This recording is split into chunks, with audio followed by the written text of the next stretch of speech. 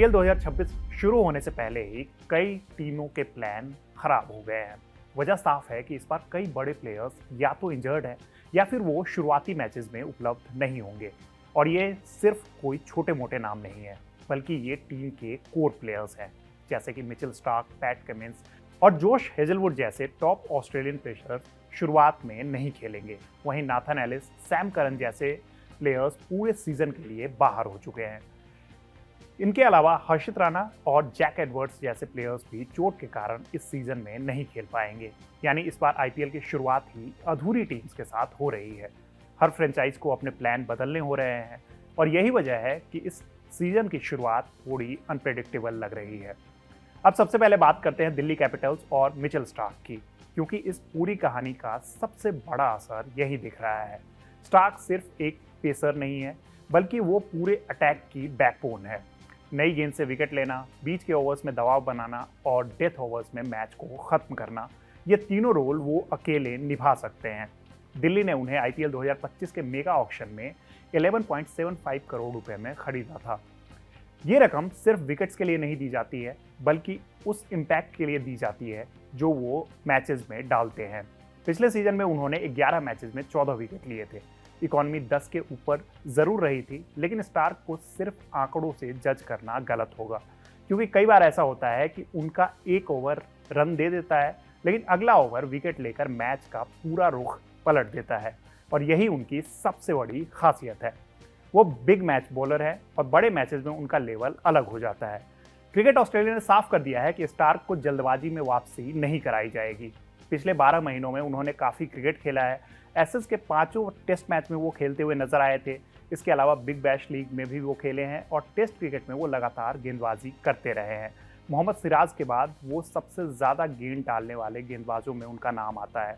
ऐसे में उनका वर्कलोड बहुत ही ज़्यादा रहा है, इसलिए बोर्ड कोई भी रिस्क नहीं लेना चाहता है। अब दिल्ली कैपिटल्स के लिए असली समस्या यहीं से शुरू हो जाती है, क्योंकि उन्होंने अपनी बॉलिंग यूनिट स्टार्क के हिसाब से ही बनाई हुई है। अब जब वो नहीं है तो उनकी पूरी प्लानिंग जो है वो चेंज होने वाली है। पावर प्ले में विकेट कौन लेगा, ये सबसे बड़ा सवाल है, क्योंकि अगर शुरुआती ओवर्स में विकेट नहीं मिलते हैं तो सामने वाली टीम आराम से 180 या 200 का स्कोर बना सकती है। पर आईपीएल में ऐसे स्कोर को चेज करना आसान नहीं होता है।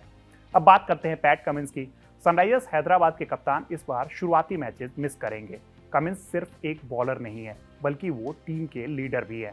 उनकी कप्तानी में टीम का पूरा गेम प्लान बनता है और वो लोअर बैक इंजरी से अभी उभर रहे हैं और वो काफ़ी समय से आपने देखा होगा कि वो क्रिकेट नहीं खेल रहे हैं। ऐसे में उनकी गैर मौजूदगी सिर्फ बॉलिंग नहीं, बल्कि लीडरशिप को भी प्रभावित करेगी। उनकी गैर मौजूदगी में ईशान किशन टीम की कप्तानी करने वाले हैं, यानी टीम को अचानक नया कप्तान मिलेगा और कप्तानी बदलने का असर टीम पर ज़रूर दिखाई देगा। नए कप्तान की सोच अलग होती है, फील्ड सेटिंग अलग होती है, बॉलिंग चेंजेस अलग होते हैं, यानी कि टीम को एकदम से नया कॉम्बिनेशन अपनाना होगा। रॉयल चैलेंजर्स बेंगलुरु के लिए जोश हेजलवुड की गैर मौजूदगी भी कम बड़ा झटका नहीं है। हेजलवुड पिछले सीजन में टीम के सबसे भरोसेमंद गेंदबाज थे। उनकी लाइन और लेंथ इतनी सटीक होती है कि बैटर को मजबूरी में रिस्क लेना होता है। वो पावर प्ले में भी असर डालते हैं और डेथ ओवर्स में भी बेहतरीन बॉलिंग करते हैं। लेकिन इस बार वो इंजरी से उभर रहे हैं और उन्होंने पिछले कुछ महीनों में कोई भी कॉम्पिटिटिव मैच नहीं खेला है। ऐसे में उनकी फिटनेस को लेकर भी सवाल बना हुआ है। शुरुआती मैचेस में उनके नहीं होने से आरसीबी को जैकब डफी या फिर दूसरे बॉलर्स पर निर्भर रहना होगा। लेकिन डफी जैसे बॉलर के पास आईपीएल का उतना अनुभव नहीं है और यही चीज़ बड़े मैचेस में फ़र्क डालने वाली है। अब बात करते हैं चेन्नई सुपर किंग्स की। उनके लिए नाथन एलिस का बाहर होना बहुत बड़ा झटका है। एलिस हैमस्ट्रिंग इंजरी की वजह से पूरे सीजन से बाहर हो गए हैं। वो डेथ ओवर्स के स्पेशलिस्ट थे। आईपीएल के आखिरी 4 ओवर्स सबसे अहम होते हैं, वही मैच बनते और बिगड़ते हैं। एलिस की खासियत थी उनकी वेरिएशन। वो यॉर्कर, स्लो बॉल और अलग अलग लेंथ से बैटर को कंफ्यूज करते थे। अब उनके बिना चेन्नई की डेथ बॉलिंग के लिए नए ऑप्शंस का मिलना बहुत मुश्किल है और ये चेन्नई के लिए बहुत ही मुश्किल होने वाला है। राजस्थान रॉयल्स के लिए सैम करन का बाहर होना शायद सबसे बड़ा झटका है, क्योंकि वो एक कंप्लीट पैकेज है। बैटिंग में फिनिशर, बॉलिंग में विकेट टेकर और फील्डिंग में भी शानदार रहते हैं। उन्हें ट्रेड के जरिए टीम में लाया गया था और उनसे टीम को काफ़ी उम्मीदें थी, लेकिन ग्रोइंग इंजरी की वजह से वो पूरा सीजन मिस करने वाले हैं। इससे राजस्थान का बैलेंस पूरी तरीके से बिगड़ गया है, क्योंकि अब उन्हें एक ऐसा प्लेयर नहीं मिलेगा जो दोनों डिपार्टमेंट को संभाल सके। कोलकाता नाइट राइडर्स के लिए हर्षित राणा का बाहर होना भी बड़ा झटका है। वो एक युवा पेसर थे, लेकिन टीम के लिए पावर प्ले में वो अहम रोल निभा रहे थे। उन्हें T20 वर्ल्ड कप के वार्म अप मैच के दौरान इंजरी हो गई थी और बाद में उन्हें सर्जरी भी करानी हुई। युवा प्लेयर के लिए ऐसे बाहर होना और भी मुश्किल होता है, क्योंकि ये वही समय होता है जब वो खुद को साबित करना चाहते हैं। KKR को अब उनके बिना नए ऑप्शंस ढूंढने होंगे। सनराइजर्स हैदराबाद के लिए जैक एडवर्ड्स भी इस सीजन नहीं खेल पाएंगे। उन्हें इस बार ऑक्शन में खरीदा गया था और वो IPL डेब्यू करने वाले थे, लेकिन इंजरी ने उनका पूरा सपना रोक दिया है। पंजाब किंग्स के लिए लॉकी फर्ग्यूसन की गैर मौजूदगी भी असर डालने वाली है। हालांकि वो इंजर्ड नहीं है, लेकिन वो हाल ही में पिता बने हैं और परिवार के साथ वो समय बिताना चाहते हैं। वो बाद में टीम के साथ शायद जुड़ सकते हैं, लेकिन शुरुआती मैचेस में उनकी कमी ज़रूर महसूस होगी। लखनऊ सुपर जायंट्स के लिए वनुंदी हसरंगा की फिटनेस भी अभी क्लियर नहीं है। अगर वो नहीं खेलते हैं तो टीम के पास मिडिल ओवर्स में विकेट लेने वाला कोई भी स्पिनर नहीं रहेगा।